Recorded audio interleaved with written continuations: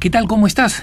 Vengo contando en estos días, compartiendo mi punto de vista, algunas conversiones del evangelismo al catolicismo que me parecen fascinantes porque son conversiones no de alguien que descubrió el catolicismo, sino de 11 evangélicos recogidos en el libro que he comentado en los puntos de vista anteriores, Sorprendidos por la Verdad, un libro que está solo en inglés por ahora, que narra estas conversiones y que demuestran cómo la honestidad y la superación de algunos prejuicios llevan a convencidísimos evangélicos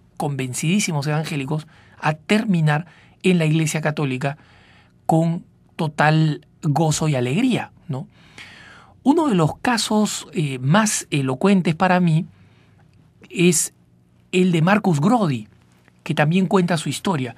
Es una historia muy difícil, muy dura de conversión. ¿Por qué? Porque Marcus Grodi no fue un converso al protestantismo. Marcus Grodi nació protestante, fue criado por padres devotos protestantes. Fue siempre un devoto protestante, estuvo en grupos protestantes, en scouts de práctica protestante, y fuera de un par de rebeldías circunstanciales sin importancia en la juventud, apenas termina el colegio de secundaria, decide que quiere ser un ministro protestante.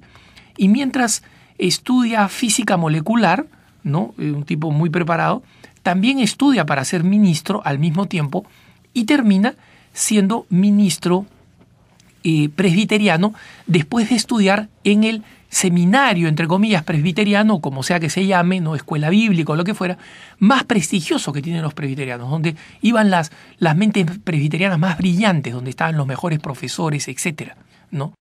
Justamente allí, una de las características de esta escuela o seminario presbiteriano es que, además de dar la clásica formación bíblica, conocer muchísimo la Biblia y conocerla de arriba abajo, leyéndola, ¿no? Explicándola, etc.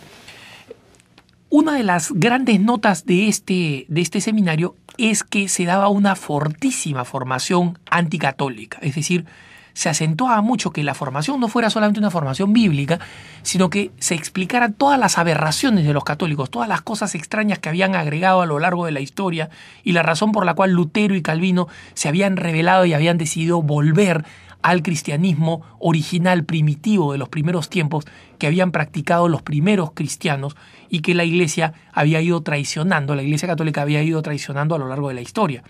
Y se daban también todos los argumentos bíblicos para responder a los católicos y para demostrar cómo cada una de sus doctrinas, los sacramentos, la confesión, el sacerdocio, célibe, la autoridad de Pedro, la sucesión de los obispos, distintos sacramentos como la confesión, la unción de los enfermos, la presencia real en la Eucaristía, la devoción a la Virgen María, el uso de imágenes para el culto, todo estaba absolutamente equivocado. Y él tenía todos esos argumentos.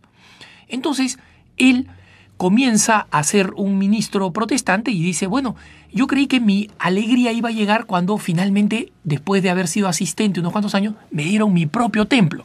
Y me contrataron de ministro protestante en un templo presbiteriano grande, con un buen presupuesto, ¿no?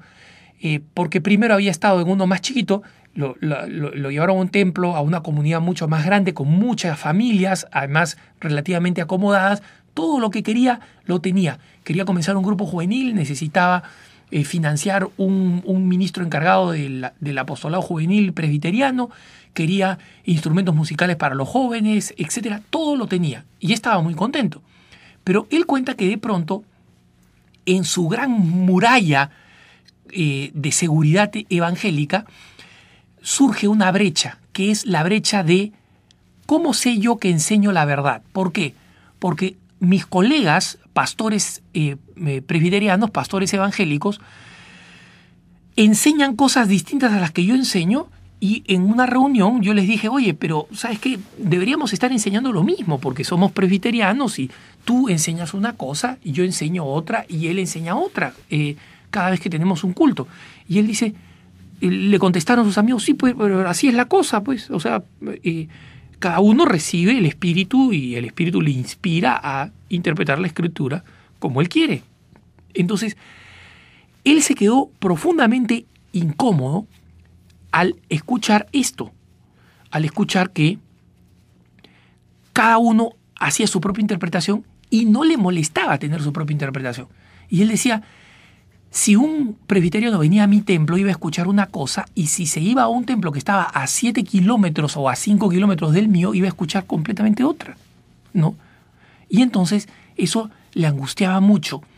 Y sobre todo, leyendo la Escritura, porque era un extraordinario conocedor de la Escritura, leyendo la Escritura, recordaba que Jesús había dicho claramente, conoceréis la verdad y la verdad os hará libres. Y entonces, si voy a conocer la verdad, ¿cómo sé yo que yo estoy enseñando la verdad y no el otro? La verdad es una sola, sobre eso no hay duda, pero nuestras enseñanzas son múltiples e incluso opuestas. Y es más, cuando alguien tiene ya demasiadas oposiciones o contradicciones con los presbiterianos, se separa y funda otra iglesia, y eso ha sucedido constantemente. Y él además tuvo que pasar por un par de episodios dolorosos de separación de su iglesia en que se partió, ¿no? Y entonces decidió ir donde muchos asesores, estuvo dudando si es que seguía siendo pastor o no, si es que se iba a una escuela bíblica más especializada, porque tenía miedo de un día llegar ante Dios al juicio final y que Dios le dijera, tú no has estado llevando a las personas que tenías que pastorear directamente al cielo porque les has enseñado cosas erradas. Eso le producía un tremendo escrúpulo. Entonces, finalmente decide comenzar a irse al cristianismo original. Perfecto.